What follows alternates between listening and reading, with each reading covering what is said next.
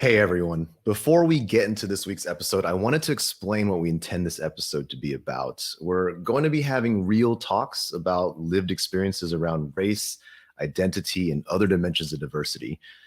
When we get into the conversation, you may experience some level of discomfort, and that's the point. This episode dives into some tough conversations, and we hope you listen with an open heart and open mind, and ultimately embrace the power of being uncomfortable. Enjoy.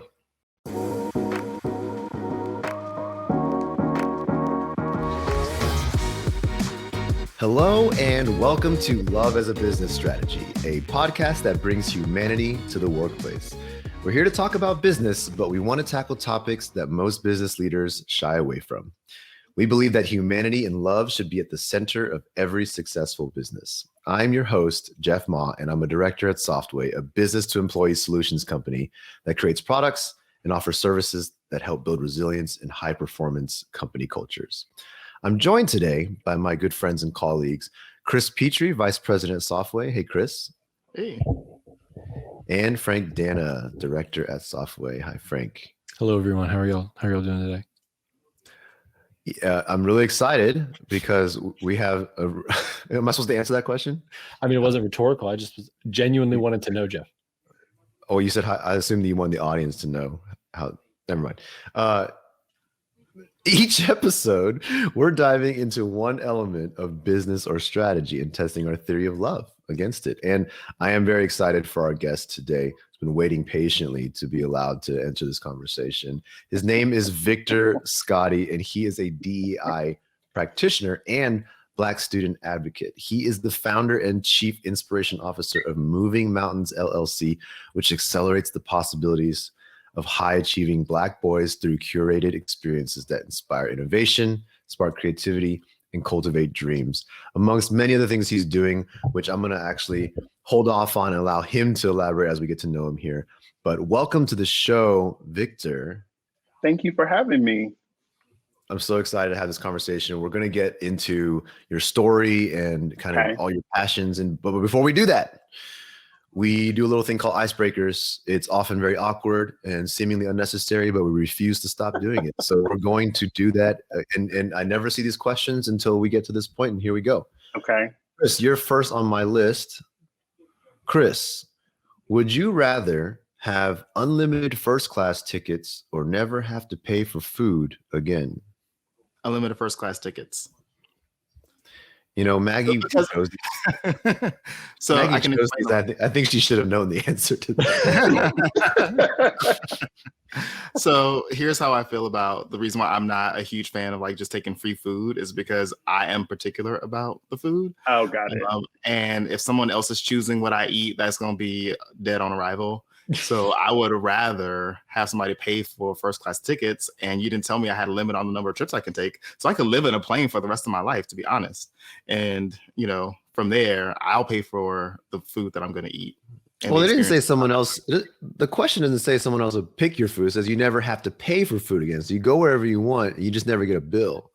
But that was out in the open. So I'm used to things not being what I believe. And so I always go to the negative side of it, which is free food means somebody else is choosing where I can go and what I can have. And, you know, I believe in access. a great little glimpse into your psyche, I guess. Thank you for that. Frank. Yeah. Would you rather be forced to dance anytime you heard music or be forced to sing along to any song you heard? I would much rather sing than dance. Much rather sing than dance, because dancing is not going to get me TikTok famous. Let's just be honest. So singing will? You know it to be true. Jeff, I don't think I've ever heard you sing as long as we've known each other. Well, so maybe this podcast been blessed with the vocal talent, and maybe this episode is your debut. Okay, go for it. It will not be. Continue. Well, you're ready. You're ready. All right, Victor, you ready? Yes. Would you rather move to a new city every week or never be able to leave the city you were born in? That is a hard one. I would say move to a new city every week. I think what quarantine has taught me, and especially all this snow in Chicago where I can't even really go for walks, is that it's been driving me crazy. So I'd rather be on the go rather than stuck. Not stuck. I love Chicago. So let me put that out there. But I don't like to be forced to do anything. So that was really the kicker of the question. So I would move every week. Well, you're kind of being forced to move every week too. So, well, but then I can rephrase it as I'm just a Renaissance man. So, but you're also choosing the next city, right? Yeah, it's all about framing. Yeah, forced to leave. All about framing. Choose where you go next. But I can't twist the fact that I'm stuck in Chicago and I actually can't go anywhere. I mean, you can move to different areas of the city within the city every week. Okay. Jeff's trying to break the. Okay, never mind. I mean, Chris started us down this path of overanalyzing these questions. My explanation was not an overanalysis. Logic bully, Jeff. Jeff is a logic bully, Victor. I just want to welcome you to our team. So when you try and explain, you get questioned, and then when you present counter arguments, then it's like, well, why are you going overanalyzing? It's like, well, logic bully just tried to come at me. So shots got fired. I have this button that can literally just remove Chris from this podcast. I click this, but I choose not to use it because I love you, Chris. I love you, Chris. I appreciate it. See, Victor, this empathize. This is what empathy looks like, right? So you get to see what I do. I'm answering questions. I'm answering questions. That's all I've done today. You just have to say I said what I said. And yes, I said what I said. It's going to be one of those episodes. If you don't like it, you don't like it. Exactly. Here we go. All right. So we're going to jump right into it. And I can't wait for this. I can't wait for this first part because I get. That was a good episode, Jeff. We're wrapping. Is that? That's it. 6.5 minutes. I hope you guys enjoyed this episode of Love is a Business Strategy, starring Chris. So, Victor, let's start with your story. I'd love for you to share with us just kind of your history, your background, what got you here today, a little bit about yourself, please, if you don't. Sure, happy to do so. So despite the fact that I just said I would not want to stay in Chicago for the rest of my life, I am born and raised here and I love my city. So born and raised in Chicago. My family's been here for 3 generations. So really deep roots. Like me, my dad, my grandfather all went to the same high school. So we even grew up in the same broader neighborhood. I think growing up in Chicago is really interesting for a number of reasons. And I think it definitely informs how I think about and talk about equity. It's very racially segregated. So growing up on the South Side, it was definitely predominantly Black. I think I from an early age, I always knew that Blackness wasn't monolithic. So because that was my environment, I was in church, I was in school, I was, always meeting different people. And so I think that, a lot of how I think about equity is really rooted in, how do we support folks where they are? So I think that's been the greatest lesson from where I'm from. I went on to go to University of Pennsylvania in Philly. Philly's a very interesting place. I loved it and I loved Penn. Always thought that I would do more work, more community-based work. But then because Penn is so pre-professional, I kind of got caught up in the Wharton of it all. And so that's how I got introduced to Google, which has actually been a really big blessing and been a lot of fun because I never knew that how expansive the tech space was and that you could really focus on people and education and equity. And that's what I've been doing for the past couple of years. And I feel also being able to directly give back and work within the Black community. So kind of that journey kind of took me to California. So I was in Silicon Valley for a little bit. Then I moved to New York. So I was there for 3 years. I probably had the most fun of my life, but not a lot of sleep.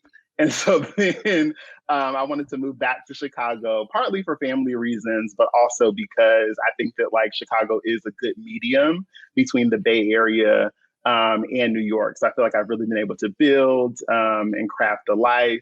So that's kind of been a quick version of my journey.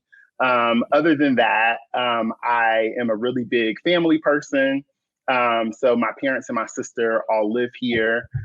So it's good to be able to see them. I have a partner. He lives in New York.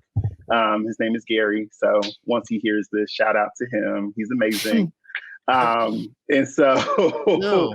yeah. So that's a little bit about me. Awesome. So I've been to the UPenn campus, and I actually fell in love with the cereal bar. This might date me or age me, because this was like when I was in school. We took a trip up there. Yeah. But it was really cool if you've never heard of it, or if it's still not around I was anymore. gonna say, I don't know what that is. So it was a breakfast restaurant that only serves cereal. And you would just go through the line and you could like mix and match your cereals. And like all of the employees wore pajamas as the uniform, and they would play Saturday morning cartoons. And it was on campus? It was on campus. It was like this. So I went to school and from 2002 to 2006. And I think I went in 2005 to UPenn for that experience. And I felt like it was like bulletproof, because I'm like, who wouldn't eat cereal? Anyway. But how much were they charging for a bowl of cereal? It was Whole Foods prices, I will say. That's an abomination. That's crazy. Yeah. But yeah, and you can like have these add-ons. So you could add chocolate, you could add like fruit, you could add all this other stuff to it. But it was like one of the simplest concepts, but it was just really cool. Maybe it was because nostalgia for me, like, oh, having cereal and watching Saturday morning cartoons. Like, that's also so funny to me though, because a lot of people, like I know a good number of people from Philly, and they all like really go hard for cereal. Yeah. So I wonder, is that like a Philadelphia thing? You know, I actually, weirdly enough, y'all were talking about that, and I've been to a place called Serial Killer Cafe in London. Really? A few years ago, I was in London, and there was this event that was happening, and it sounds exactly like what you were saying. There's this just floor to ceiling of all these different cereals. You can pick your toppings, you can do all this stuff, but it was called Serial Killer Cafe. Interesting. Very strange. So Chris, I'm just saying like that. So whenever I think of UPenn, I automatically think of cereal since that whole trip. So I was like, I wonder if he knows. But now I have to ask around. Yeah. It was called the cereal bar. That was the name of it. Nice. You can recreate the experience for yourself at home as well. No, you can't recreate it because you bought it and you're fixing your own bowl. Totally different experience. Way to shut that down. Yeah, it's like, their entire business model. Step 1, head to store. Step 2, buy one box.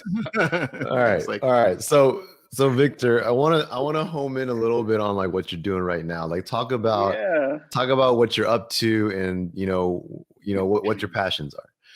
Absolutely. So I think one of the experiences that I got through Google that was really transformative for me, I actually ran this program called the Computer Science Summer Institute. So it's a 3-week like summer intensive experience for college students. So they had just graduated from high school, the summer between high school and college. And so they came to like a campus of a historically Black college and university that we were partnering with. And they went through a 3-week camp where they learned computer science, and so like technical skill development, but also, soft skills and then also learning about Google.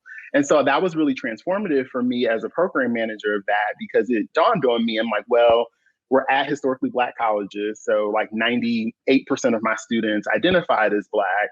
I identify the same way. I brought other Googlers who were also Black, and we're at this campus, which just has so much history and legacy. And so when all those things really came together, I'm like, this is really powerful. And I think in many industries, but especially in tech, we don't see this. So I'm like, this is actually like a direct foil to all the complexities that I think we've started talking about in the past 5 or 6 years. I think love the work that I did at Google and love that role. But I'm also like, hey, we can actually swap out computer science for other things, right? Like I have these relationships with these campuses. Again, no shade to Google, love them, but I'm like, I can also do this myself. And I'll have more license, to be able to focus, on the populations that I want to focus on, and also really have a hand in what the components of the program are. So that really led me to Moving Mountains. And so what Moving Mountains is, it's really an accelerator for Black college men to equip them for that personal and professional alignment in corporate America. So when I look at like my first 5 years in corporate, it was really challenging. I think, school in all ways, from kindergarten through college, is very facilitated, right? And there are like milestones and steps and semesters and years, and you have this responsibility. Now, in fifth grade, you'll have this responsibility. And then we throw students into the world of work. And then especially those coming from these like super high performing places, you're like, oh, the world is mine. I can conquer everything. And you can, but there's like no bridge, right? So I'm like, I know I'm smart. I know I'm capable. I'm sure I can produce and achieve, but like, how do I do this? How do I actually manage this?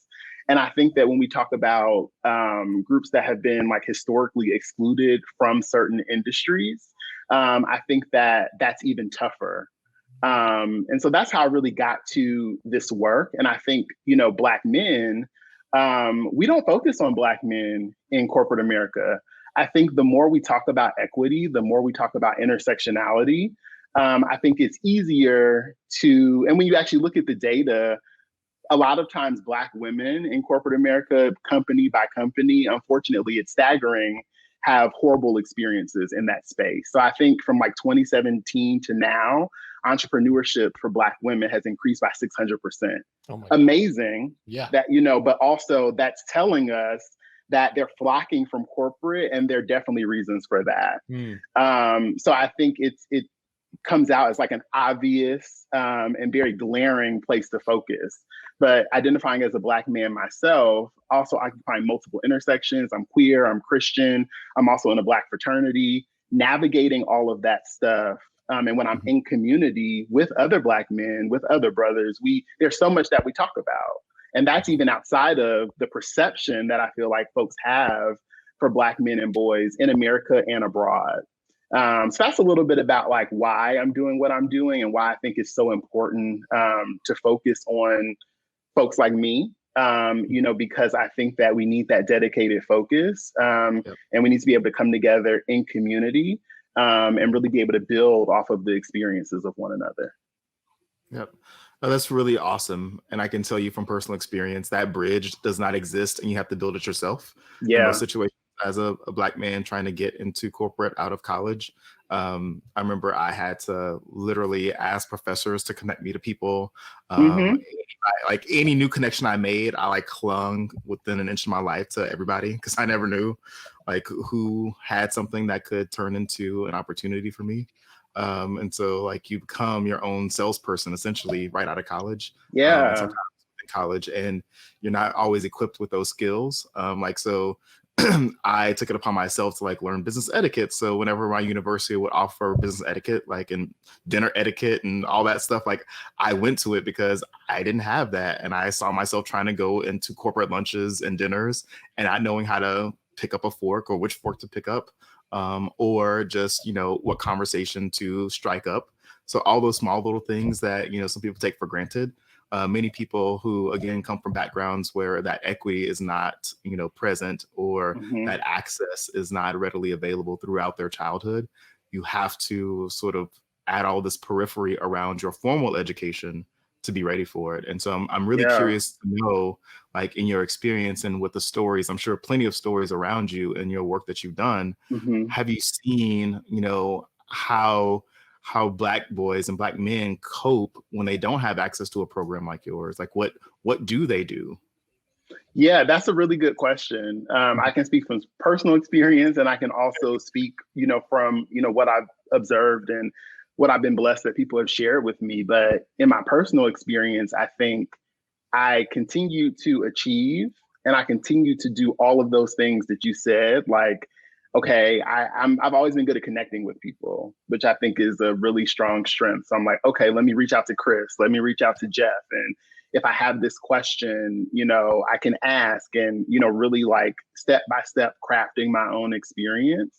So I think in the absence of that readily available access, you have to craft your own experience. And I think that can look many different ways. But I think the result for many people, no matter which kind of path you choose and how you do it, is that it's exhausting. And a lot of times you're met with, systemic barriers. So, because at the end of the day, if we're talking about corporate America, you're still in this structure. And the reality is that the structure of corporate America, AKA capitalism, and capitalism was built on the back of chattel slavery, was not created for Black people in general. So it's not surprising that Black women and Black men and those who also identify as people of color, I feel like a lot of times we have to claw and like step by step, to be able to really just like be at the table and feel comfortable about being at the table. So I think that my thought process is, okay, so many of us have done this. It's been hard. It's been challenging. Some people have lasted until they get to that VP level. Other people are like, I did a year of this, I'm out because this sucks, right? But we can actually start to, I believe, operationalize those experiences by coming together, talking to each other and saying, I want to be that person that, can help who I was. So I think about that a lot. And as it relates to like career development, I think like I was still achieving, by these indicators like performance management and, making enough money to be able to support myself and people were proud of me and all of that. But I think how that played out for me is I was lost. Like I didn't have a reason for why I was doing this. I'm like, money is not the primary motivator for me. I never really intended to be in the tech space. So Google has such a cachet, which is awesome. But for me, that wasn't a motivator either because I didn't want to be there. I actually felt a lot of guilt because I'm like, I had vowed to like help my community directly and be in the community with my work. And I'm not doing that. So how it played out for me was just a lot of cognitive dissonance. I think for other people, they end up leaving, or they lean into what is concrete, right? Let me get on a path where I know I can make this money for my family and secure my future. I know I can live where I want and all of that. And all of that is valid. I just am interested in making sure that like for my children and for my younger mentees is not as challenging. Because I think that we do have enough capital, social and navigational and aspirational capital within the Black community, to be able to come together and help each other and really build off of our own experiences. Yep. And this goes back to your earlier statement that, being Black is not a monolith, which means that everybody's having a totally different experience in this thing called being Black. But I'm curious, right? So, on that path where people are going into the corporate workspace and they are Black men and they are having more of those experiences, as you say, that are likely things that they've not been prepared for, or interfacing with realities that maybe weren't true in school or weren't true in the home. And they're sort of facing a lot of difference, and in certain places, discrimination, lack of access, lack of opportunity, but also a lack of mentorship within the workplace. What would you recommend to those workplaces that are looking to hire and retain Black talent to really consider in terms of, maybe attention or things that they can be doing to help, that bridge building, not just once they get in, but once they need to work up? Yeah, that is such a great question. And I think that's like the essential question of diversity, equity, and inclusion at this point. And I honestly think that the beginning is you have to believe what folks are saying in your company. So it's not, I think that like a lot of the work that you all do, which is why it speaks to me, is yes, about love, but I think a foundation of love is truth telling. And so as organizations, we have to be willing to tell the truth. And so if Black person after Black person, Latinx woman after Latinx woman is telling you that this is a bad experience, I feel like I should have been promoted years ago. I do have this evidence and all of that. And I also have issues with like having to pull receipts for everything as if like my word is not true. So again, when we talk about truth telling, right, you have to listen to what I'm telling you. And so I can also dive deeper, but I start there because I think that when we talk about DEI, I think that people really want to stray away from like these, like what I think they call like fluffy conversations. Also, why I'm so interested in the work that you all do when you talk about love, I think people think like, what? Like, how does that play into business and all of that? And I'm like, it absolutely is, right? Because if you don't have that foundation, then you actually can't move forward. So we can't get into tactics, or programs or initiatives or policies if inherently I'm actually not believing that your experience is valid. And I'm never going to be in the right frame of mind, no matter what the ERG is, no matter what the program is, how painstakingly we sat down and crafted it, it's not going to be successful. So I think hands down, that is number one. I think number two, you really have to do that deep dive into the people processes. So that's why, after kind of falling into HR, I'm like, oh, this is actually perfect because this is the crux of equity. When we look at pay disparity, when we look at disparity in performance management, the data doesn't lie. And so we're in a moment now where everyone's like, show me the data, show me the data. Again, got to believe the facts. And the facts are that different groups, are experiencing this environment in different ways. And when we actually look at the real indicators, it shows that. So I think that and that's a big bucket of stuff. So I can pause there.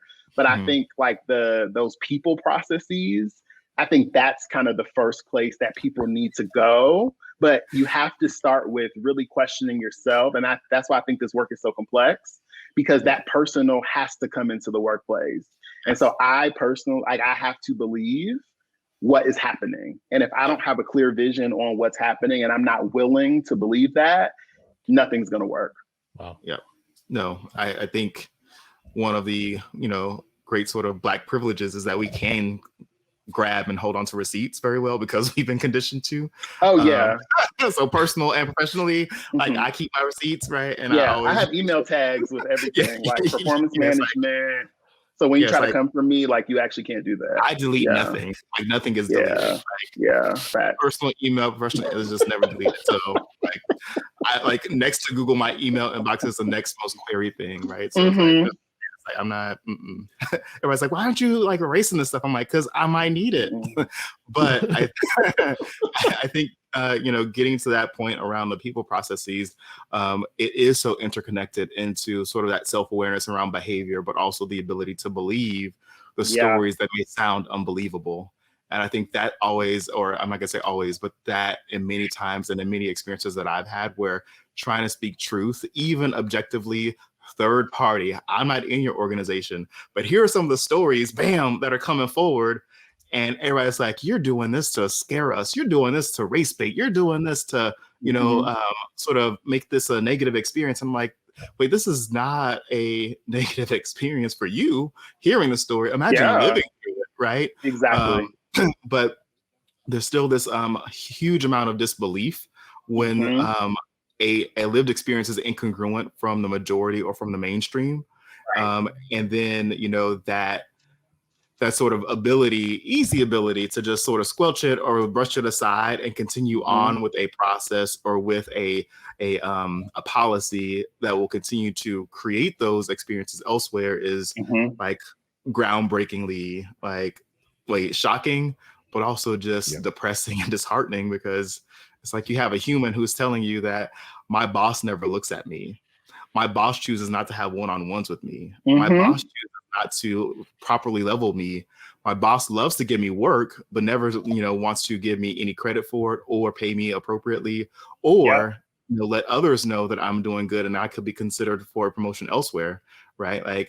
They want to retain me for the purpose of continuing to give me work because they know that I do a great job, which if you look at a lot of performance around, Blacks in the workplace, it shows that they are overworked, but also underleveled and therefore underpaid. And so when you get into that process of, really looking at levels in an organization, right? Because what they do is they'll say, well, they're getting paid at the right rate based on where they're leveled. But they don't talk about whether they're in the right level. And so when you get into a lot of those DEI conversations, there's all these tricks and things that they do with the data.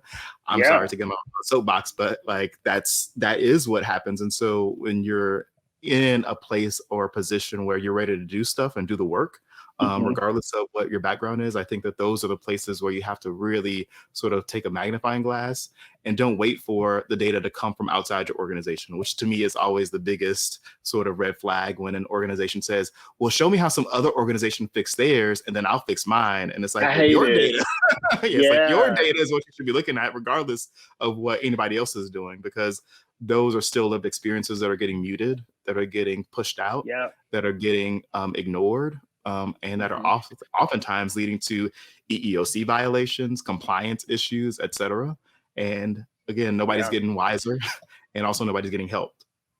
Yeah, one of the reasons I was like so excited to have this conversation with you, Victor, is like one of the things, although we're just talking about, a lot of our topics are going to be love and trust and these things. One of the things we don't talk about as often is introspection and self-awareness. It's at the very core of what we teach and talk about. And, we're often talking about these topics that have all these tangible like applications. And the thing about talking with you is, it's reminding me of the importance of kind of for our audience and for as a takeaway, the reality of what it means to really come to terms and be real and have a growth mindset around truths, as you'd said, around us. We had the opportunity to work with an organization that I'll just keep very vague, but we had the opportunity to work with some leaders in this organization, and we did an exercise. We had the ability to gain access to some testimonials within the organization written by real people anonymously. So real stories, and we took out all the names, we gutted it all out, but we shared the stories because some of them were, I can't repeat them, but very they were just things that executives had said, that, and way that, a woman was treated, way that, these are just real stories. We anonymized the whole thing, and we did an exercise in a room of leaders in that organization, very large organization, but a group of leaders, and we had them read these. We had them read it. And then, this exercise was around being able to be uncomfortable, because you have to open up to the fact that this could be that is reality. And what you see in that room in that immediate moment was, oh, this must have, like, when was this from? Like, was this from 10 years ago, 15 years ago? We're like, no, this was this year. And they go, well, that must have been, that wasn't us. That was like, if I was there, I would have spoke up. Like, why didn't anybody speak up? Like, I don't believe that could have happened without anybody saying anything. It exploded. And everybody turned outward immediately. That's Everyone looked around them, and nobody stopped to look at themselves and their own teams, their own leadership. And we had this saying that, if one of us has done it, we've all done it. Yeah. And whether you can, there's a thing that we don't touch in this podcast far enough it's just that, you have to, people get so offended and frustrated and hurt when they get put on kind of like having to deal with some of these hard things. And you feel like you'll find every reason to like not be part of the guilty party for some reason, when really all we're trying to do is talk about progress and growth, right? All we're talking about is moving forward and doing better things. And that's not a bad thing. It's okay to reckon with mistakes and problems and realities that are within an organization. And I think, your story and you kind of your everything you guys have been sharing has just been really reminding me that we don't push that enough in our conversations here. That piece of introspection for every single person, not just your leader or those around you, because you're blameless. It's so many people in that room were like, if I was in that room when that happened, I would have spoke up. I would have said something. We're like, really? Because they're in the story, this person says there were 12 people in that room. Yeah, and no one said anything. And they all watched it happen. Yeah. But it also makes me think of, to what you're saying though, I think one of the coolest things about this work is frustrating, but I'm like, in a lot of ways, like I'll say corporate DEI work, I'll just put it in that bucket, forces us to think about things in ways and operate in ways that we're not used to, organizationally or personally. So I'm listening to you and I'm thinking how many conversations I had with people. I'm like, oh, you don't tell the truth to yourself. And I'm not proclaiming to be someone who can, who is like placing the blame or saying like, oh, you know, I'm so honest with myself. No, there are times where I have to call myself like, Victor, that's actually not it. Like, call a thing a thing. And I say that to myself, you know, and I try to do better. But as I'm talking to people, and I'm also a really big energy person too. So sometimes I can feel that I'm like, oh, you don't like know yourself. And so I think about, and sometimes I've actually been able to have conversations with folks like that and then observe their leadership style or how they're engaging with people, and it's deplorable. And I'm like, you don't see it. And unfortunately, you know, this like strategy that you're asking me for, all this data that you want me to continuously pull, all these beautiful decks and slides are actually not going to help that. Yeah. And so, and I think that is like at all, like literally at all. So at this point, I'm doing busy work. And so I think that's like that's the complexity, is that, you know, what it really takes, you know, for equity, I think, to take shape and to take form and folks to really move in the right direction on a personal level, but also on an organizational level. A lot of companies have issues with that. And I think that's why when you really get deep into it, everybody gets flustered and it's like, oh, well, because people talk about collaboration, cross-functional XYZ, but people don't do it, right? And it's like acceptable if it's just like general business, I'll say, to operate that way. But you actually cannot get anywhere with equity without doing that. And that's why, you know, cycle after cycle or diversity report after diversity report is the same. And then people are like confused. So I think that is so complex and so challenging, but it can really, and is a really beautiful journey, you know, if you lean into it, you know, and I think it pays off not only professionally, but also personally. And so, yeah, it's all wrapped up kind of in like your overall experience and existence and the experience that we're sharing with one another. Yeah. It's amazing. And when it comes to like the, especially on the Black men and the Black boys that you are supporting and working with, what are they looking for the most in terms of their either work experience or first work experience or bridge that they need to sort of have created? What are they longing for? Like, what do you see? And this could be a number of things. And, you know, I'm not saying that, again, we're not a monolith, Black people, but, you know, do you see any commonalities or trends and sort of expectations or things that they're looking for? Just so listeners can start understanding maybe some of the needs they can start meeting day one versus when they're ready to put it in notice. That's a really great question. And I think the answer is actually a lot of them don't know. And it's okay at that moment, because I started working with folks at the college age. I had a clue, maybe, you know, and so when I look back to what I thought, I actually did and have like done stuff that satisfies that, but I would never be able to name it. And so what I would offer is to actually give folks the space and the career development, you know, and the real performance expectations and feedback. All of that stuff actually leads to clarity and focus and being comfortable with like, I really think in the workplace, people want to have a clear function. Like, this is what I'm here to do. They want to be aligned on that with whoever their manager, superior, advisor, whatever you want to call it. And they want to be rewarded for it. And they want to be able to be, I think, their authentic selves, however they define that at the time. I really do think that that's the essence of everything. And so I actually don't think that it's different for Black people or for Black men or any type of intersection, gay Black men. I think it's the same. I just think that because of systemic barriers, because of perception, we don't even give people, like, we don't literally give them the space and the time to be able to do that. So if someone said this to me, I met someone during quarantine, and I promise I'm going somewhere. So we were engaging on Zoom for a long time. And then we were like, you know what, let's like have a socially distanced lunch or whatever. I had lunch with this person, had a whole conversation, like 2 hours. I stood up and this person was like, wow, I didn't know you were that big. And I'm like, okay, right? But like, what am I supposed to take from that? You know, with what I do know, you probably like put me in a box And it seems like I shattered whatever that box was. And I'm also looking at the visceral fear once you like literally saw like my stature. And so when things like that happen on a daily basis in the workplace, when I like, as I walk through offices, right, I have to be conscious of how I'm being. What is my face looking like? Do I feel that this is a comfortable environment for me to wear my hair in a different way? Do I need to take off my hat? Can I wear a hoodie? You know, my size, I'm a tall guy. And so I see the looks in people's faces if they're not aware of that, you know, and then they are. So I mentioned that stuff to say, those are all, and for some people who don't experience that, they don't even think about that stuff.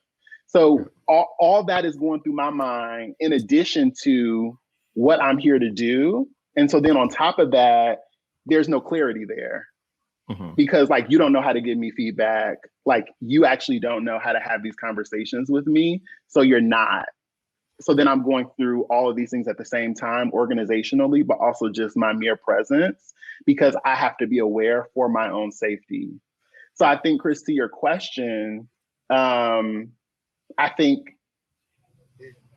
what I would have wanted was, I think that like intentional, you know, guidance, and people did it for me, you know, in doses, like asking me those questions, you know, letting me know that I also had agency. And I think for people of color, you know, in the workplace, agency is something that I believe that we have to like build up for ourselves and then exercise for ourselves. So I think, you know, for me, I actually entered into a role. I realized that it wasn't right for me. And so I left after 4 months. And for me, that was so powerful because I'm like, it's a blessing that I'm even in a position to do that. You know, that I feel good about it, you know, and that like, I know that I'll be able to provide for myself in all these things. And it's interesting because when I talk to older folks, especially older Black people, they're like, well, when are you going to get a job? Or what you mean entrepreneur? Like, where is the check coming from? And I get it. You know, I get it. Sometimes I'm asking too, where's the check coming from? So like, I understand it, but nothing for me will top me saying, you know what, this is not for me. And I'm going to make a decision that will set me up to feel good and to be able to really be in my fullness. And my greatest hope is that Black people and Black men, specifically for what I'm doing, but really all of us, can enter into spaces and exit and enter in them seamlessly and be able to still feel that way, and be able to maintain that. And I think that that's always been, I usually say always, but I'm not trying to say that it's always, but typically when you tell, or if you were to told me, you know, early in my career that I had the agency to do what I wanted, right? Like I would have been like, I don't think you get that. Like I still got deal. Like, right. And then eventually I got to a place where it's like, oh, I'm actually, you know, a luxury here. I'm not a commodity. And, you know, I started rejecting offers of people to mentor me because I'm like, I've seen the way you operate. There's nothing that I wish to learn about you or from you, because the way you treat X, Y, Z, like I'm not about to sign up for that. I'm not going to take that into my realm going forward. And that offends people when they're like, when you decline their generous offer, right? Yeah. But I have that agency to know who I can choose my mentors. I'm not desperate and I'm not hard up, right? Because after a certain time in your career, you built enough connection with real humans and all different places, all different walks of life. And that can honestly be a very freeing thing. But for many folks that are coming in, especially Black men and women who are coming into the workforce, that never crosses their mind as to what are my non-negotiables, but also who won't I accept help from, right? Like who isn't right for me? Who is going to teach me things the wrong way, right? Because everybody that smiles in your face is not your friend. And that sounds really negative. But, you know, when you've had enough experiences, life experience, you start to, like, as you say, you read the energy in the room.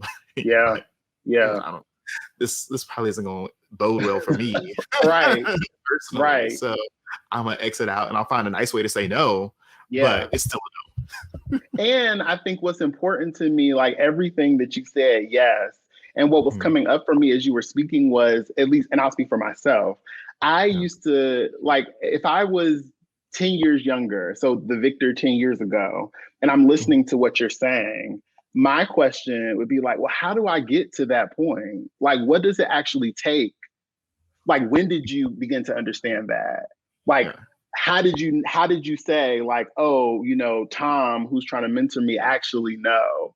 Like, I just, my mind has always worked that way. Like, well, how do you do these things? Yeah. And so what I would want people to kind of hear, and what I would offer, and this is what Moving Mountains is doing, is, hey, not only are we going to have these conversations about these topics, which is helpful, but also therapy, coaching, really diving into what does like Black masculinity mean to you? Because I think the society also gives us like, you could either be this or you could be that. And I think that is something unique to, Black men. And so what does it mean to actually be outside of those boxes? Like, who am I? And so there really are resources and facilitated processes, to help, us come to, like, to say like, oh, I'm exhibiting agency, or when you talk about something like self-efficacy, right? Yeah. So we can also break these things down. And I think like younger Victor, I didn't really have, again, that bridge or that connection point. And so it just seemed like something lofty, like, well, maybe I don't have access to that. Or like maybe my experience isn't lending itself for me to be able to think that way.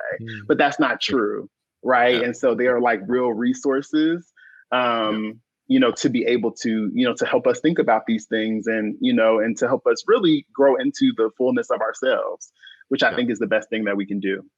For sure. I think I just have so much appreciation for just being able to just sit in on this conversation and talk about these things, because, I think it's this very specific focus you have, right, Victor? Black men entering the corporate workspace. But as you've spoken about your experiences, and Chris, you've shared as well, even outside of the topic of race, like there's this reality of that when you share these stories, there's this disconnect where I'm like, okay, well, being not Black, I mean, some of these things you're talking about that you have to worry about, that you have to think about, some of the struggles, like I felt entitled to a lot of my life. I felt it's never popped up as something I need to even worry about. And, understanding that is really powerful for me. And I really have a lot of thinking to do on what that means to be inclusive around me, because, when I, and again, I'm trying to expand this, not to like talk outside the topic of just Black and race, but, this does apply to, in my mind, to just not, marginalization in general, where, there's always dominant groups at play. Yeah. Even outside of race and gender, people, there's just, every situation has a dominant group and a non-dominant group. And you don't think about the non-dominant group till you hear the stories, till you really get to know the people, and you really have that love for one another to help bring out the truths. Because, I'm a big guy, I'm a relatively tall guy. I don't ever walk through a hall and think about what anybody thinks about me, or how I look, or how I'm dressed, or anything. And that little bit of empathy, I know I'm just honing on that one part of your story right now, but that's something that is so important to, like, just think about a little bit to me. And hearing that story, and like, I say this out loud right now for myself, but also for listeners who are maybe, also hearing these stories. Such a powerful, I'm encouraging everyone to turn it inward. Again, we talked about introspection earlier, and have some really hard truths with yourself about, the reality of your bias and your presence, like, I'm trying not to make it just about race and other things like that, because it really is this thing, is a mindset at the end of the day, where we enter situations only knowing our perspective. And these biases get lost in kind of our own privilege and things like that. And so I want to share that, because I'm going through that, and I appreciate you guys sharing some of that perspective, so I can continue kind of exploring that. And I believe that changing culture is like really at the individual level. And I think it's on everybody to really take good, hard looks at themselves. Yeah. And I would also, say, I think that one of my concerns / fears of how divided we are, and I guess I'm speaking from like an American context, is that I think a lot of people think like, so like me sharing my story or someone like a Black person sharing their story, I think a lot of people kind of look at like, well, what is my experience like in relation to that, like to their experience? And I think that that speaks to like just the divisiveness that we're in. So what I would offer is that I think everyone, because I often get the question of like, if I'm one-on-one with folks, some people are like, I don't feel like I'm not really in this conversation. And I'm like, you're absolutely in it because society has conditioned all of us. And so there are roles that we all play based on all of our identities, right? And so race is like a factor there. But if we want to put it into a work context, think of like, maybe you've always been groomed to be a CEO. We can like deconstruct what that means, but maybe it means a certain set of behaviors.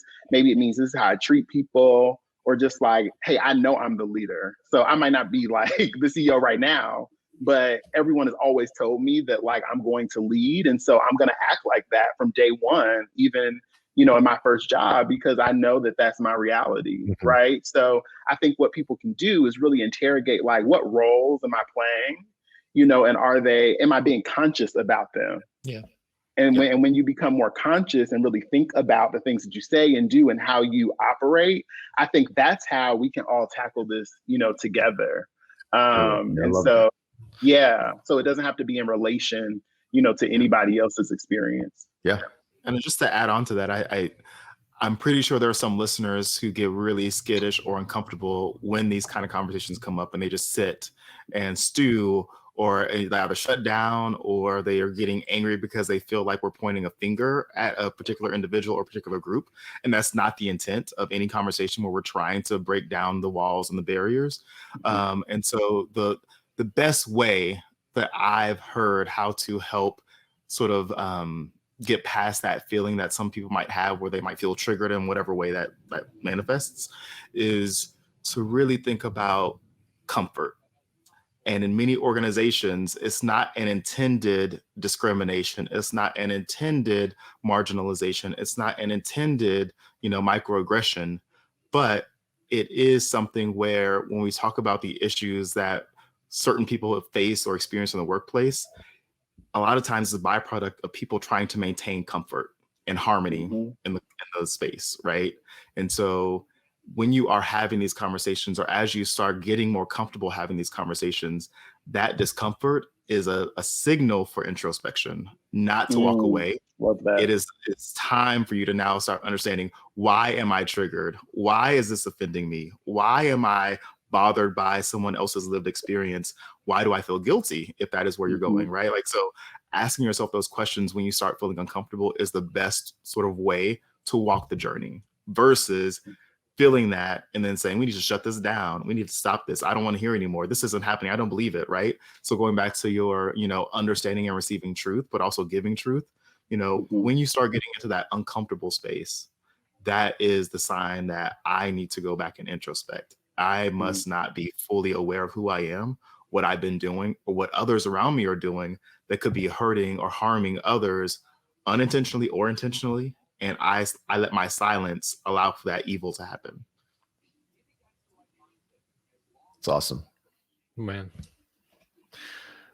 Well, with that, this was definitely a really great, really powerful conversation. I'm really appreciative of this opportunity to have had this discussion. I actually, need to make more room. Personally, I need to make more room in my life to have these conversations intentionally more often.